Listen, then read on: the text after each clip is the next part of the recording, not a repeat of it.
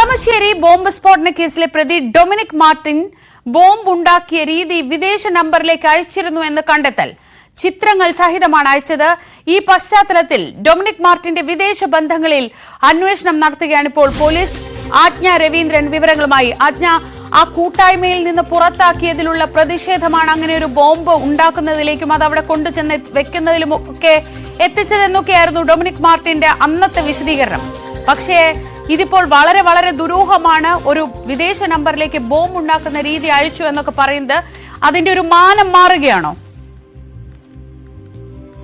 അങ്ങനെ വേണം ശ്രീജ അനുമാനിക്കാൻ. കാരണം 8 പേർ കൊല്ലപ്പെട്ട കളമശ്ശേരി ബോംബ് സ്ഫോടന കേസിലാണ് ഈ നിർണായക തെളിവുകൾ പുറത്തു വരുന്നത്.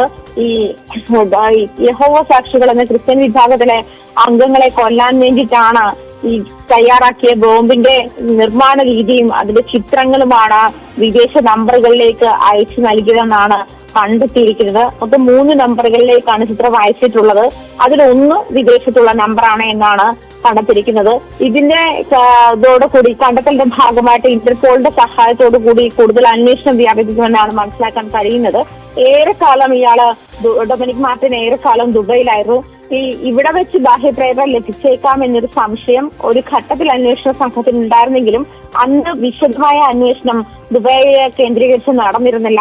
അതേസമയം UAE അതിന് വേണ്ട നിയമപരമായ അന്വേഷണം നടക്കാനുള്ള സാധ്യത ഇല്ലാത്തത് കൊണ്ടാണ് ഇന്റർപോളിന്റെ സഹായം തേടേണ്ടി വരുന്ന സാഹചര്യം ഉള്ളത്.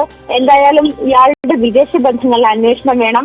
വിദേശ ബന്ധത്തിൽ അന്വേഷണം ആവശ്യപ്പെട്ട് നേരത്തെ തന്നെ ഇതിന് അപേക്ഷ സമർപ്പിച്ചിരുന്നെങ്കിലും ഇത്തരത്തിൽ UAE നേരിട്ട് അന്വേഷിക്കാനുള്ള സാഹചര്യം ഇല്ലാത്തതിനാൽ അത് നടന്നിരുന്നില്ല.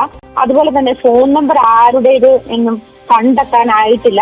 ഈ ബോംബ് സ്ഫോടന കേസിൽ ഒരാള് അതേ സ്പോട്ടിൽ വെച്ച് മരിക്കുകയും ബാക്കി 7 പേർ ആശുപത്രിയിൽ വെച്ച് പിന്നീട് മരിക്കുന്ന സാഹചര്യമായിരുന്നു. എന്തായാലും ആ സമയത്ത് ശ്രീജ പറഞ്ഞതുപോലെ തന്നെ കൂടി ഉൾപ്പെടുത്തിയില്ല, മാറ്റി നിർത്തി എന്നുള്ള കാരണങ്ങളൊക്കെ കൊണ്ടായിരുന്നു.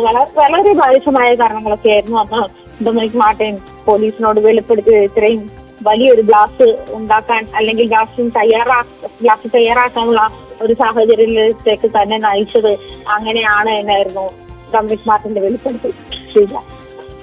ആജ്ഞ രവീന്ദ്രനാണ് വിവരങ്ങൾ നൽകിയത്. മാർട്ടിന്റെ വിദേശ ബന്ധം എന്താണ് എന്നതിലേക്കാണ് അന്വേഷണം പോകുന്നത്. എന്തിനാണ് സ്ഫോടനത്തിന് ശേഷം മാർട്ടിൻ ഈ ബോംബ് ഉണ്ടാക്കിയ രീതി, അല്ലെങ്കിൽ സ്ഫോടനത്തിന് മുൻപായി തന്നെ ഈ ബോംബ് ഉണ്ടാക്കിയ രീതി ഒരു വിദേശ നമ്പറിലേക്ക് അയച്ചത് എന്നതിലാണ് ഇപ്പോൾ സംശയങ്ങൾ ഉയരുന്നത്.